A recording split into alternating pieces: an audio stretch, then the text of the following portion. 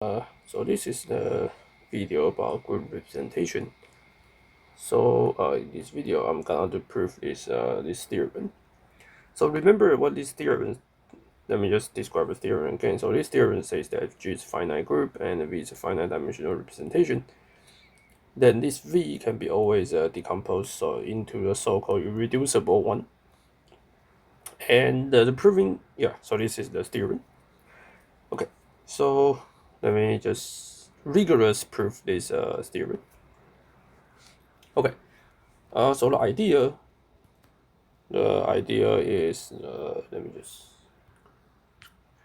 So the idea is the group invariant inner products. Okay, so since we are working in a finite dimensional vector space, so you can just using any inner products, you can use the standard one. But my claim is that there exists.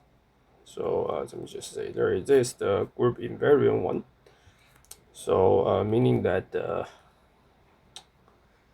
if there exists a rho G U, so rho G V, and rho G W, there exists an inner product such that this is true. Okay, so let's suppose this is correct. So let's say this is true. Suppose. Okay, so suppose this is true. Then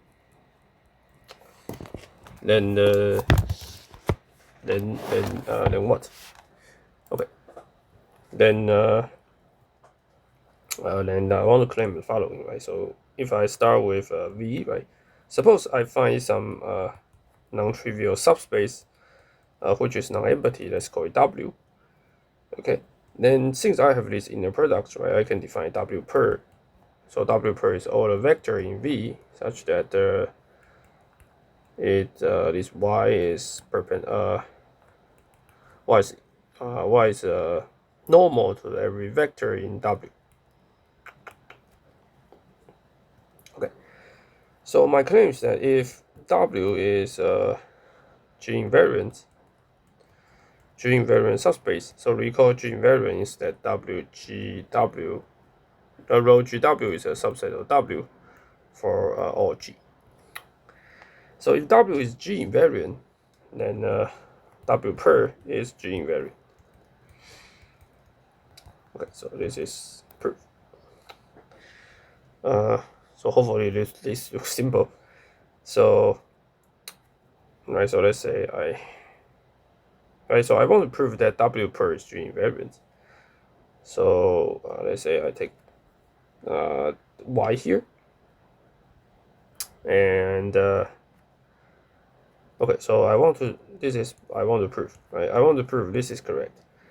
So I originally have Y rho equals to 0. Now I want to say that whether rho G on Y, I say I fix G. I won't say whether this is true or not, right? But now I can use a group invariant property. So let me just write in as rho G Y, rho G, and rho G inverse W. Maybe okay. So now I can use the property. So this becomes Y of rho G inverse W. So it's Y of rho G inverse W. So this is in W, right? Because W is a group invariant space, group invariant subspace. So this is 0. Okay, so W per is G invariant. Okay, then by linear algebra, so I know that V can be decomposed into W direct sum W per, and this is G invariant. This is also G invariant. So that means that the whole representation rho can be break into the block diagonals. One is W, one is W per. Okay, but dimension of W is less than dimension V, because I assume W is a non-trivial. So meaning that V is not irreducible, V is reducible.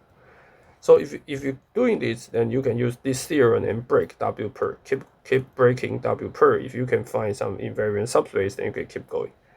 Okay, so finally, but if you keep, but V is finite dimensional, right? So if you keep going, the dimension will be shrinking. So finally, V will be breaking into a lot of V, finite different V, I, and each Vi is irreducible. Okay, so this is basically the proof. Okay, so the remaining is to show that this is true. It's to show that there always exists a group invariant product in the products. Okay, and the key idea is very simple. It's the old stuff called the group average. Group average. Okay, so just recall that if you start from any function, g with g, and you just do this average, you just compute the sum. This is the same as you do GG and FGH. Okay, because when you do FGH, you are just using, you can just view this as H belongs to G. Let me just do this. Maybe I didn't just, I don't need to tell you a reason. Because the set of GH is the same as a set of G. Because this is as a set, it's just H. G times G times H. So this is just a left permute. So we just permutes all the group elements. So as a sum, these are exactly the same. Okay, so if you know, so this is the, I think it's very very elementary stuff. So if someone give me this inner product, they say not group invariance, I can make it group invariance because I can say that I defined my VW defined as 1 over G, summation of G belongs to G, and rho GV and rho GW using the inner products someone give me. So if you give me an inner product, I can just form this new inner product. So it's obvious this is inner product is a bilinear, and you need to prove its positivity. But okay, so this is for the exercise. So the exercise for you is to show this is indeed inner product. Okay, so now we can just prove its group invariance. So let me just using H. Go 1 over G, G belongs to G. So this become like rho H, right? So this V will become rho H, but using group property. So this becomes rho GH and rho GHW. Okay, so by the previous group average trick, G belongs to G, this is just VW. This is rho G. Right, because this is permutes different permute set of permute the elements of G. So this finishes the proof. Okay, so this is the proof of this famous theorem. Okay, so summary. So G can be all the rep of finite group, can be decomposed into irreducible ones. Okay, so now we need to go to another topic because we want to find all of the irreducible representation.